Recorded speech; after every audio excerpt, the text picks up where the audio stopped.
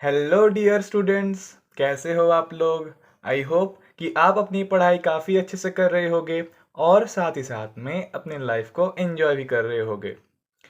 तो बच्चों, आज हम आ चुके हैं लेक्चर नंबर 7 लेकर acid basis and salt chapter का, जहां हम आज सॉल्ट्स के बारे में कुछ और जानकारी हासिल करेंगे, कुछ और इन्फॉर्मेशन कलेक्ट करेंगे। ओके, और कुछ सीखेंगे सॉल्ट के बारे में कि क्या होता है सॉल्ट्स का फैमिली, सॉल्ट का पीएच कैसे हम लोग डिटरमाइन करते हैं। ओके, उसके बारे में हम लोग इन्फॉर्मेशन लेंगे। और फिर कॉमन सॉल्ट का कुछ केमिकल्स जो भी हमको मिलता है कॉमन सॉल्ट्स के, मतलब कॉमन सॉल्ट के बारे में कुछ और हम लोग समझेंगे। आज हम लोग बेसिकली इन्हीं इन टॉपिक्स को डिस्कस करेंगे। लेक्चर ज़्यादा लंबा नहीं होगा, छोटा ही होगा, लेकिन आपको हर एक कंसेप्ट इस टॉपिक का क्लियर होगा। ओके, जिन्होंने पहला लेक्चर्स नहीं देखा है प्लीज़ जाकर पहले लेक्चर्स देख ले, और सीक्वेंस वाइज मैंने हर एक चीज़ को प्लेलिस्ट बनाकर दे दिया है, आप वहाँ से जाकर चेकआउट कर सकते हैं। ओके, तो बिना किसी देरी के हम लोग आज इस लेक्चर को स्टार्ट करते हैं। आई होप कि आपकी पढ़ाई जो है वो काफ़ी स्मूथली चल रही होगी। सबसे पहले हम लोग डिस्कस कर लेते हैं बच्चों फैमिली ऑफ सॉल्ट्स के बारे में। फैमिली ऑफ सॉल्ट्स क्या होता है इसके बारे में हम लोग डिस्कस कर लेते हैं। इससे पहले हम लोगों ने सॉल्ट्स के ऊपर बात ऑलरेडी कर लिया था कि क्या होता है ना। सॉल्ट जो है वो एसिड और बेस जब ऐड होते हैं, हम लोग जब ऐड करते हैं एसिड को बेस के साथ, ओके, जब एसिड बेस के साथ रिएक्ट करता है तो सॉल्ट और वाटर फॉर्मेशन होता है। ओके, अब हम उसी सॉल्ट के ऊपर ये न्यूट्रलाइजेशन रिएक्शन है, हम लोगों ने काफ़ी अच्छे से पढ़ा है इस चीज़ को। अब उस सॉल्ट का फैमिली बच्चों हम लोग क्या कैसे डिटरमाइन करते हैं ये देख लेते हैं बच्चों। तो फैमिली मतलब अगर सॉल्ट, अगर हमारा जो सॉल्ट है, ओके, उसका जो एक होता है पॉजिटिव रेडिकल, एक होता है नेगेटिव रेडिकल। फॉर एग्जांपल मैं अगर NaCl की बात कर लूँ, NaCl, तो ये क्या है, ये बनता है बच्चों आपका Na plus plus Cl minus. Okay, तो ये एक पॉजिटिव रेडिकल है, इसके ऊपर साइन ये भी है, तो ये पॉजिटिव रेडिकल हो गया आपका। रेडिकल, रेडिकल का मतलब पॉजिटिव आयन, और ये आपका नेगेटिव है। कैसा है बच्चों, नेगेटिव है। इसका मतलब बच्चों एक सॉल्ट के अंदर दो कंपोनेंट होते हैं, पॉजिटिव रेडिकल और नेगेटिव रेडिकल होता है। अब अगर सपोज कोई भी सभी दो पॉजिटिव रेडिकल सेम हो जाए या नेगेटिव रेडिकल सेम हो जाए तो वो हम उसे बोलते हैं कि वो एक फैमिली को बिलोंग करता है। फॉर एग्जाम्पल जैसे यहाँ पे NaCl था, यहाँ पे आपका क्या था, NaCl था। अगर वहीं पे मैं KCl ऐड यहाँ पर बोल दूं और एक सॉल्ट, KCl और एक सॉल्ट है, तो ये दो जो हैं बच्चों, ये दो जो हैं ये एक ही फैमिली के बिलोंग करते हैं, तो इसको हम लोग क्या बोलते हैं, क्लोराइड सॉल्ट। क्या बोलते हैं बच्चों, क्लोराइड सॉल्ट बोलते हैं।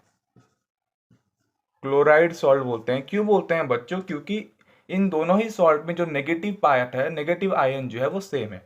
क्या है, क्लोराइड आयन है, इस वजह से हम लोग उसे क्लोराइड सॉल्ट बोलते हैं। और एक एग्जांपल दे देते हैं पॉजिटिव सॉल्ट का, ये तो नेगेटिव सॉल्ट था, क्लोराइड नेगेटिव आयन था इस वजह से। ओके, वैसे ही हम लोग और एक एग्जांपल दे देते हैं बच्चों, NaCl और Na2SO4, NaCl and Na2SO4, Na2SO4। अब इन दोनों में देखो, यहाँ पर भी Na प्लस आयन ही है और यहाँ पर भी Na प्लस आयन ही है, मतलब दोनों ही केस में पॉजिटिव रेडिकल जो है वो क्या है बच्चों, वो है सेम।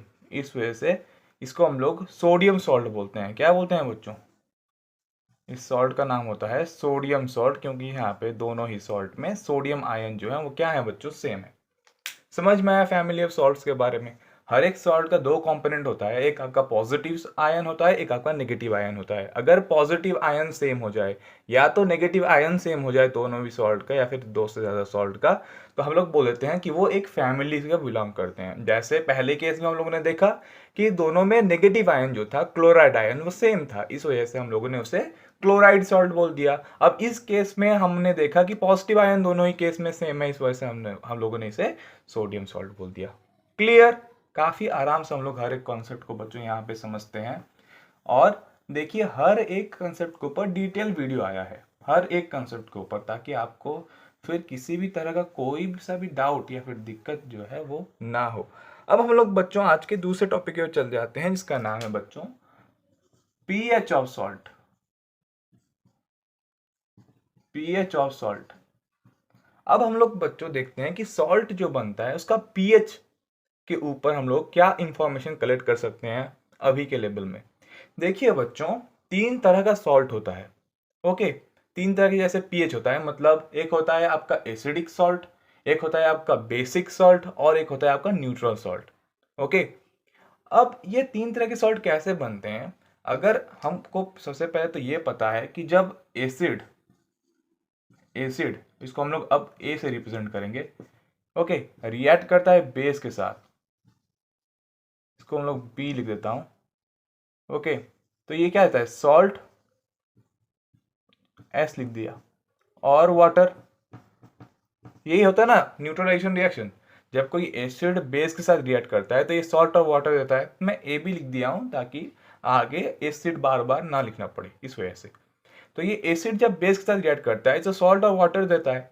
तो अगर यहाँ पे तीन केसेस हैं बच्चों, तीन केसेस हैं। सबसे पहला केस बच्चों ये बनता है कि अगर स्ट्रॉन्ग ए मतलब स्ट्रॉन्ग एसिड रिएक्ट करता है स्ट्रॉन्ग एस टी आर मतलब स्ट्रॉन्ग बी के साथ, स्ट्रॉन्ग ए मतलब स्ट्रॉन्ग एसिड जब स्ट्रॉन्ग बेस के साथ रिएक्ट करता है तो बच्चों यहां पे न्यूट्रल सॉल्ट बनता है। न्यूट्रल सॉल्ट, न्यूट्रल सॉल्ट का मतलब क्या होता है बच्चों, पीएच कितना होगा, 7 होगा। बिल्कुल। तो यहाँ पे अगर स्ट्रॉन्ग एसिड, हम लोगों ने एसिड को बेस के साथ रिएक्ट कर दिया तो सॉल्ट और वाटर हमें मिलेगा, हमें पता है। अगर यहीं पे मैंने एसिड के अंदर स्ट्रॉन्ग एसिड ले लिया, सपोज HCl, और बेस के अंदर मैंने स्ट्रॉन्ग बेस ले लिया जैसे सोडियम हाइड्रोक्साइड, तो यहाँ पे NaCl मिलेगा। ओके, जो कि हम लोग क्या बोलते हैं, कॉमन सॉल्ट। तो वो क्या है बच्चों, न्यूट्रल सॉल्ट। तो जब हम लोग स्ट्रॉन्ग एसिड के साथ स्ट्रॉन्ग बेस को रिएक्ट कराएंगे तो न्यूट्रल सॉल्ट आप लोग का फॉर्मेशन होगा। ओके, वैसे ही तो पहला हो गया न्यूट्रल सॉल्ट कब मिलता है, जब हम लोग स्ट्रॉन्ग एसिड को लेकर स्ट्रॉन्ग बेस के साथ रिएक्ट करते हैं। ओके, अब दूसरा केस बच्चों हम लोग डिस्कस कर लेते हैं कि सपोज मैंने क्या किया, केस नंबर 2। अब मैंने suppose strong STRA strong acid ले लिया, लेकिन WB ले लिया, मतलब weak base. Strong acid weak base ले लिया, तो यहाँ पे जो भी सॉल्ट आपका बनेगा वो कैसा होगा बच्चों, एसिडिक होगा। एसिडिक होगा मतलब इसका pH less than 5, less than 5, less than 7, I am sorry, less than 7। Okay, तो ये अगर आपने एसिड की जगह में स्ट्रॉन्ग एसिड ले लिया और वीक बेस ले लिया, पहले स्ट्रॉन्ग एसिड स्ट्रॉन्ग बेस लिए थे, अब स्ट्रॉन्ग एसिड वीक बेस ले लिया, तो इस वजह से सॉल्ट जो है वो एसिडिक बन गया।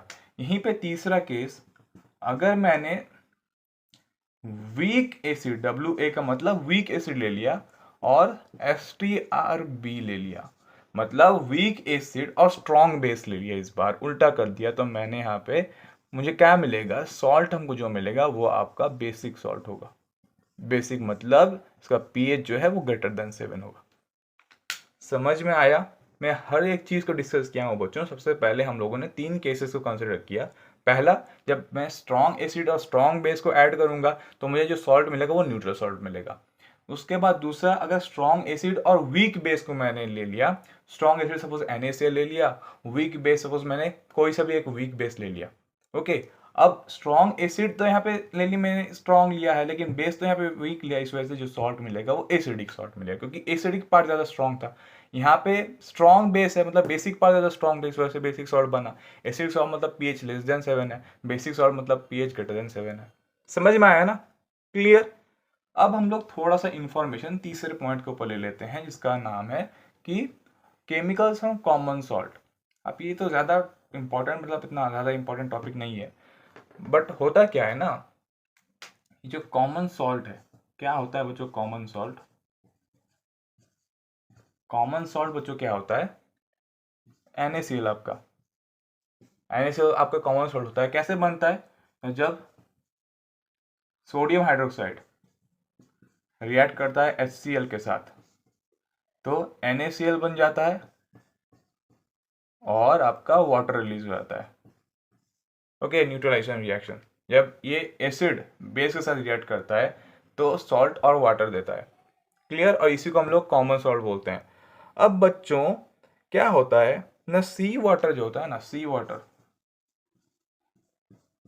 वाटर, तो इसके अंदर बच्चों बहुत तरह के, बहुत टाइप्स के सॉल्ट होते हैं। ओके, डिजॉल्व होके होते हैं, डिजॉल्व फॉर्म में आपको मिलते हैं बहुत तरह के सॉल्ट। क्या होते हैं बच्चों? डिजॉल्व फॉर्म में मिलते हैं। ओके, और इन्हीं डिजॉल्व फॉर्म में से क्या होता है ना, हम लोग को NaCl को सेपरेट कर देते हैं। ओके, यहाँ से ही हम लोग क्या करते हैं, NaCl को सेपरेट आउट कर देते हैं। और बच्चों ये जो सॉल्ट का बल्क हमको मिलता है ना, वो ब्राउन कलर का होता है।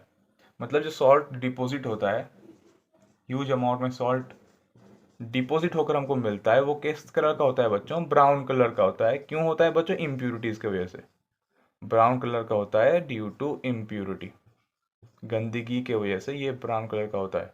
ओके, और फिर इसको हम लोग क्या करते हैं, मतलब रिफाइन करके हम लोग NaCl इससे बनाते हैं, कॉमन सॉल्ट। और ये कॉमन सॉल्ट जो है यही हमको फूड में इस्तेमाल करते हैं हम। समझ में आए? जो कॉमन सॉल्ट होता है ना बच्चों, इसको हम लोग खाने में इस्तेमाल करते हैं। खाते हुए जो नमक इस्तेमाल करते हैं ना बच्चों, ये कॉमन सॉल्ट है। क्लियर?